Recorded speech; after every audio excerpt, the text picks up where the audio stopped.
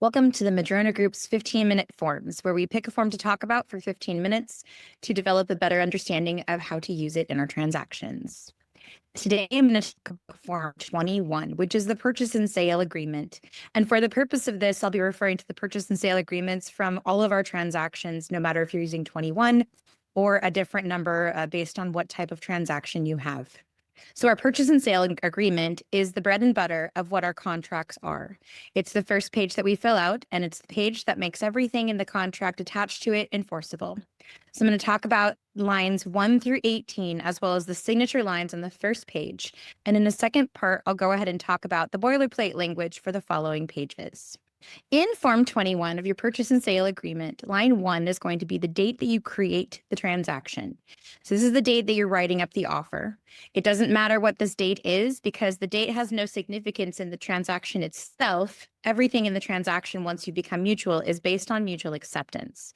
So whatever date you've created the form, go ahead and write that date in the date on the upper left on line 1.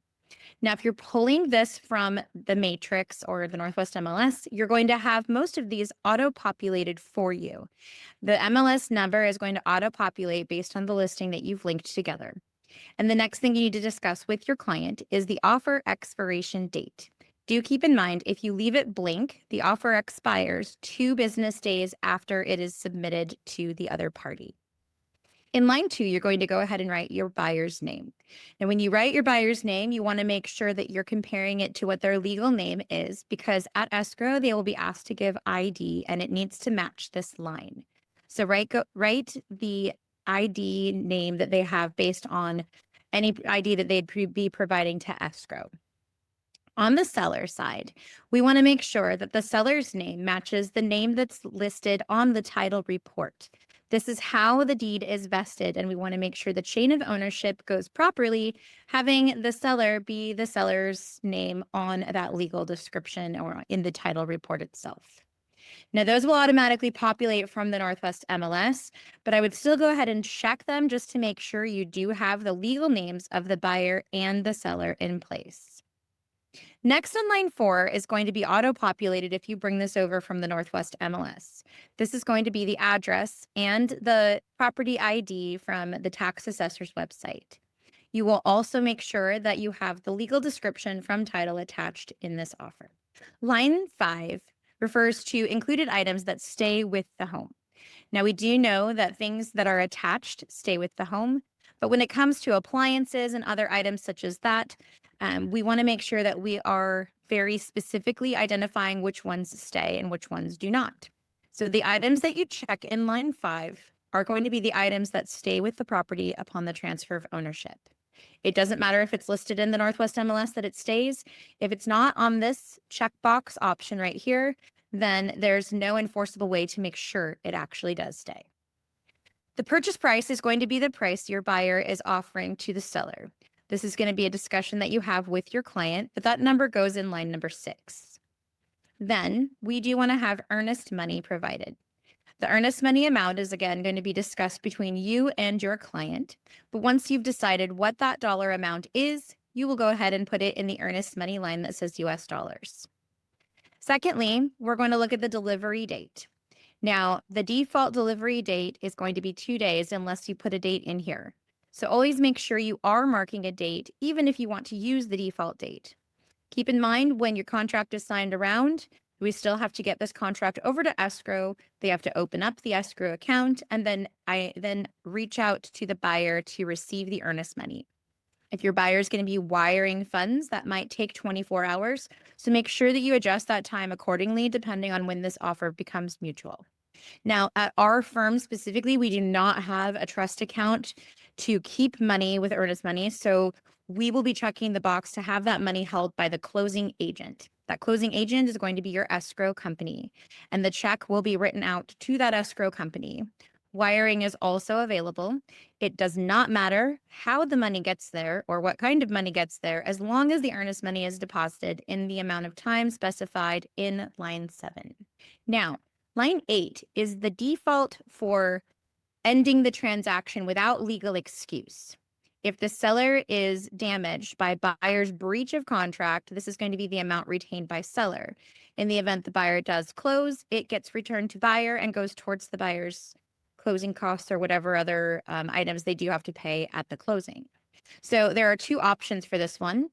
The buyer could forfeit the earnest money, or it could be the seller's election of what happens should the buyer breach. So while you're having the conversation of filling out these lines with your buyer, you're going to want to explain what those two options mean and give them the choice of which one they want to do. Now, lines 9 and 10 are going to identify the title company that title has been opened with. And number 10 is going to identify the closing company that's going to close the transaction, or escrow. Sometimes the title company will also do escrow, so you can just use the same company for both of these. Sometimes it's going to be different.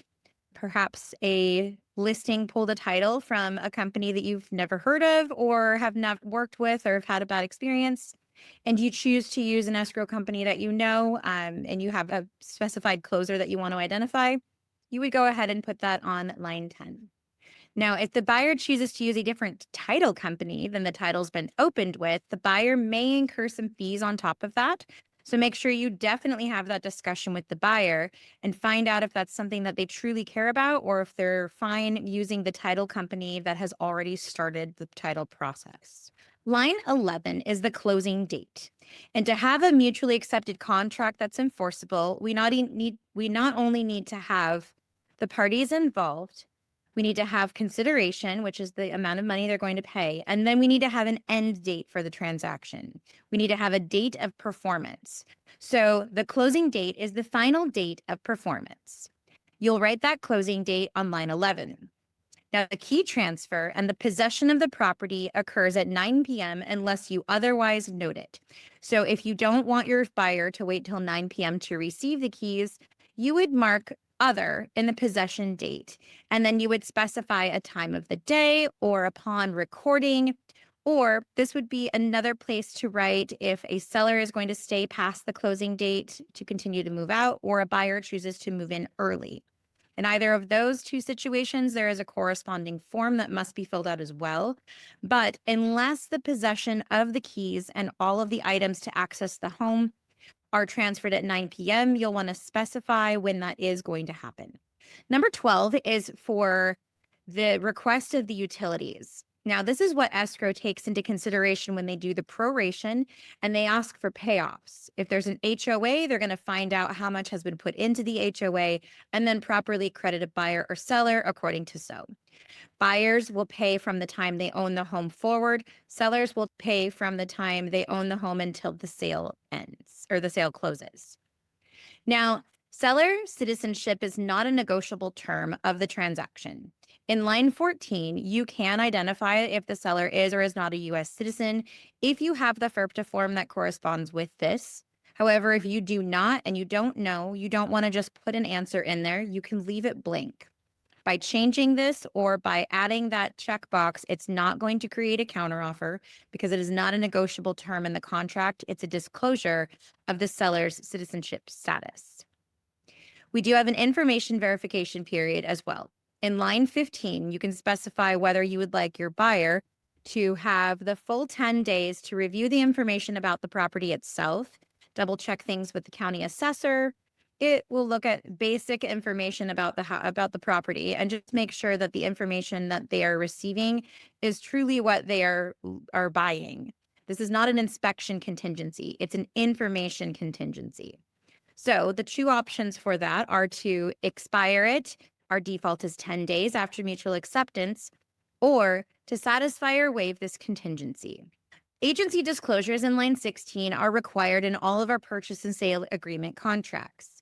Now, it's typical that when you have a buyer who is represented by a buyer broker and a seller who's represented by the listing broker, you will have check boxes that look like this.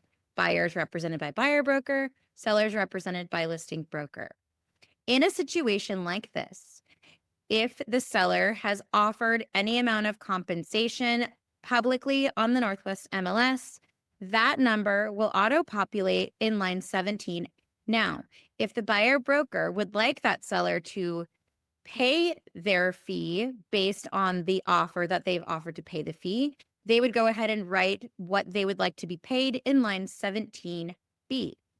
Another example of how this might look different is if you have a buyer in a for sale by owner situation where one party is not represented.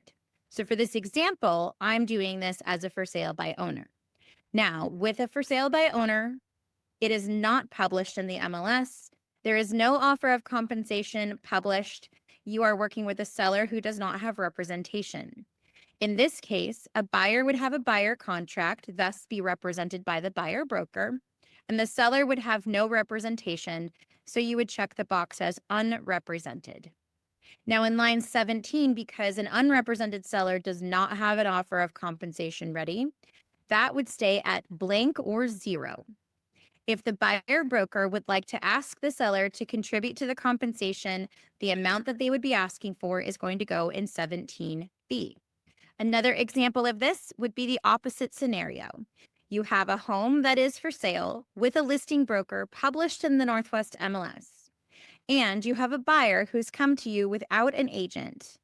With the buyer being unrepresented, the buyers or the buyer themselves is not going to be taking the compensation attached to that.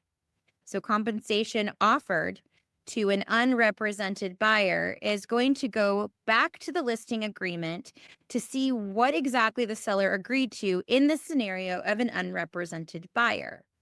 The unrepresented buyer compensation based on the listing agreement would be placed in 17A. And the amount paid by seller for that would be dependent on what 17A says, or how that's going to work between the buyer and the listing broker. The buyer would not have an agent representing them under their signature line. All of the representation would be done on the listing side for the seller's benefit.